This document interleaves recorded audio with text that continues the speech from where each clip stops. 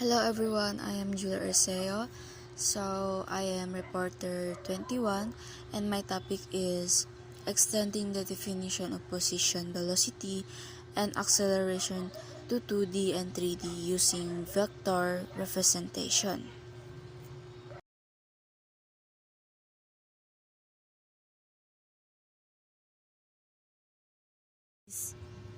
Number 1 is position in 2D and 3D.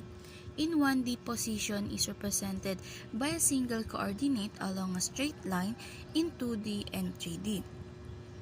Position is represented by a vector with components corresponding to the coordinate in their respective dimension. For example, in 2D, position is represented by a vector xy, where x and y are the coordinate along the x-axis and y-axis, respectively. Similarly, in 3D, position is represented by a vector x, y, z with components along the x, y, and z axes.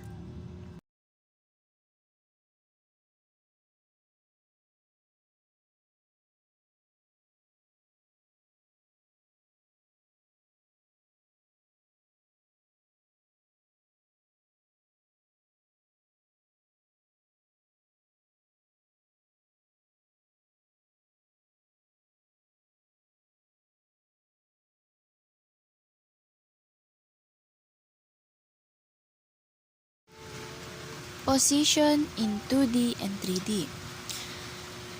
First is 2D position. Think of position in 2D as locating a point on a flat map. We use two numbers to describe where something is. The first number tells us how far left or right x coordinate.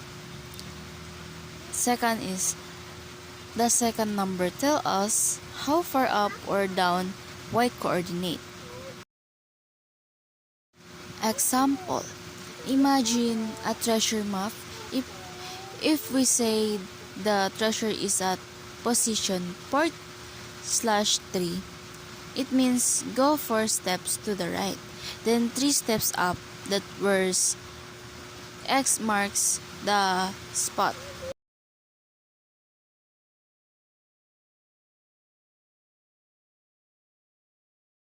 Next is 3D position. Now imagine a position in a video game world. We need 3 numbers because we can also move up and down. How far forward, backward, x or coordinate. Second is how far left, right, y coordinate. Lastly is how high up, down, z coordinate.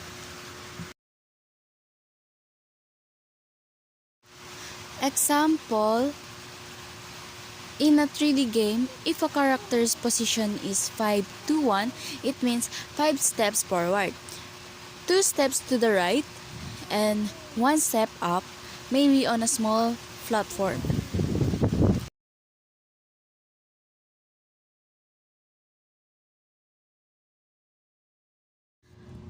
Number 2 is velocity in 2D and 3D. Velocity is the rate of change of position with respect to time. In 1D, velocity is a scalar quantity represented speed and direction. In 2D and 3D, velocity is represented by a vector that includes both magnitude, like speed, and direction. The velocities along the x and y axis. In 3D, the velocity vector has components vx, vy, vz, represented velocity along the x, y, and z axes.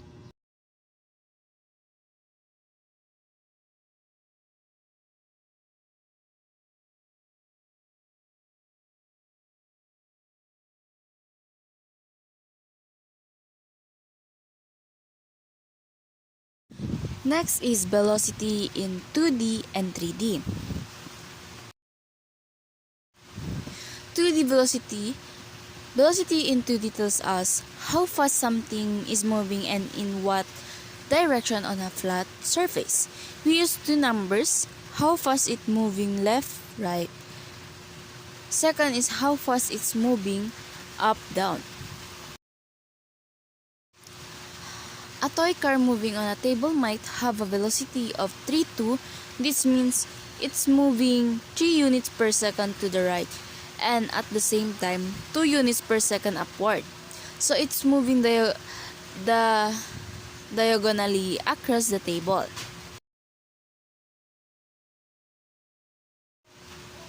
Second is 3D velocity. In 3D, we add one more number to describe motion up and down. So we have speed left, right. Second is speed forward, backward. Third is speed up, down. Example for velocity 2D and 3D is a drone flying might have a velocity of 4 to 1. This means 4 units per second to the right, 2 units per second forward, 1 unit per second upward. The drone is moving diagonally upward and forward.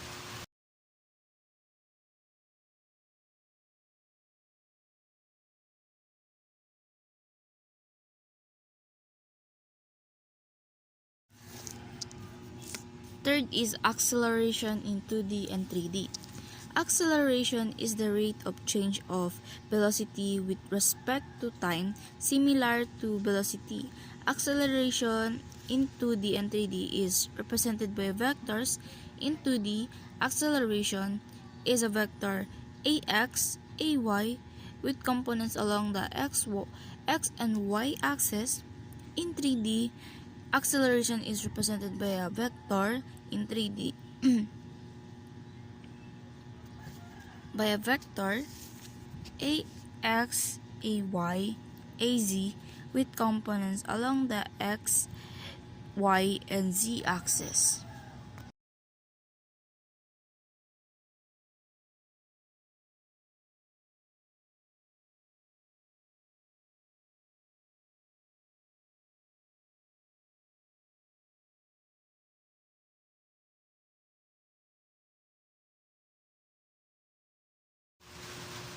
Next is acceleration in 2D and 3D.